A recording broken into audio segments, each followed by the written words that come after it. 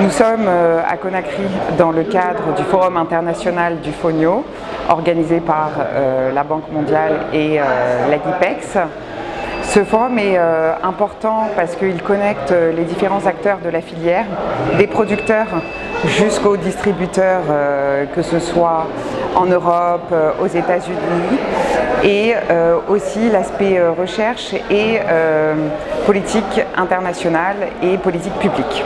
Pour nous, l'intérêt, c'est d'être en contact déjà avec les producteurs de Fonio en Guinée. Le deuxième intérêt, c'est d'essayer de créer un consensus régional avec tous les instituts de recherche des différents pays, Sénégal, Guinée, Mali, pour essayer de valoriser la graine en termes de rendement et aider les producteurs à produire mieux et de manière moins pénible.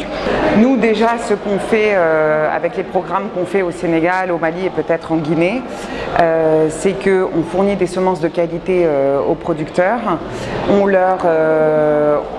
les forme à avoir des pratiques agricoles qui sont plus durables et qui sont plus performantes que les pratiques ancestrales. Et on essaye de faire du lobby au niveau des institutions publiques des trois pays pour créer un consensus de recherche autour de ça et qu'il y ait plus de rendement. J'adorerais qu'on puisse mettre en relation nos différents instituts de recherche, qu'on commence vraiment une mission de recherche autour du Fonio, et j'adorerais rencontrer des producteurs, ceux avec lesquels je ne travaille pas, pour voir comment on peut collaborer de manière régionale. Je crois que le forum est important, non seulement pour les producteurs, pour les transformateurs et ceux qui sont chargés de la commercialisation, mais surtout nous les producteurs, parce que nous rencontrons énormément de difficultés. C'est une occasion pour nous d'attirer l'attention des autorités, des partenaires et de tout le monde. Alors le forum a très bien débuté aujourd'hui, mercredi 6 novembre, qui va se poursuivre demain encore jeudi, le 7. Et ça sera clôturé demain à une heure qui sera précisée. Alors ça nous a donné vraiment beaucoup de courage, de détermination et surtout de signaler les difficultés que nous rencontrons, parce que nous entendons des milliers, des millions de dollars investis par la Banque mondiale ou par tel partenaire, et ça n'arrive jamais au niveau local. Surtout nous, producteurs, nous engageons des femmes, des enfants, la plupart des orphelins. Nous utilisons des moyens archaïques presque. Donc ces enfants, la plupart sont démunis. Nous les payons par jour ou par semaine ou selon le travail que nous avons à faire. Donc le forum nous permettra de nous exprimer, faire des demandes ou poser des doléances pour que vraiment les aides puissent arriver au niveau de la production. Parce qu'on ne peut transformer ou commercialiser que ce qui est produit.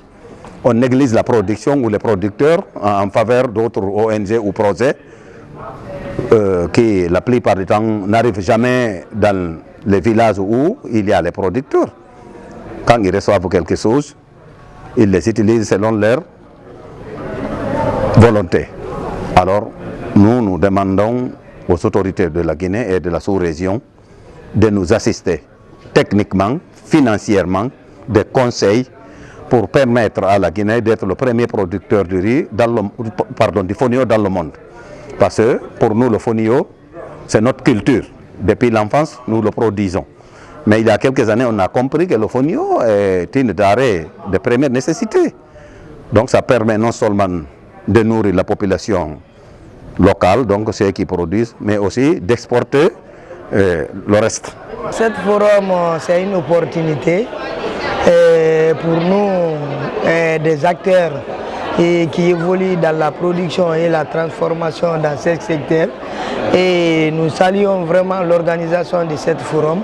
C'est une opportunité pour nous de saisir et montrer à la face du monde que la Guinée, vraiment, il y a des producteurs et les transformateurs vraiment qui sont en Guinée qui peuvent relever les défis. Un trait particulier dans la participation, c'est tellement promouvoir le secteur filière fonio en tant que présidente nationale. et valoriser le fonio et appuyer aussi les producteurs qui sont derrière moi à la base pour que vraiment ensemble nous pouvons relever le défi.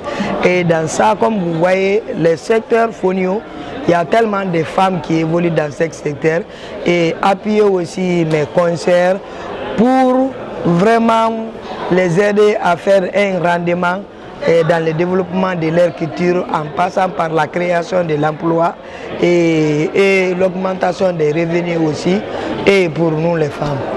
D'abord, c'est un remerciement en tant que présidente de l'interprofession filière.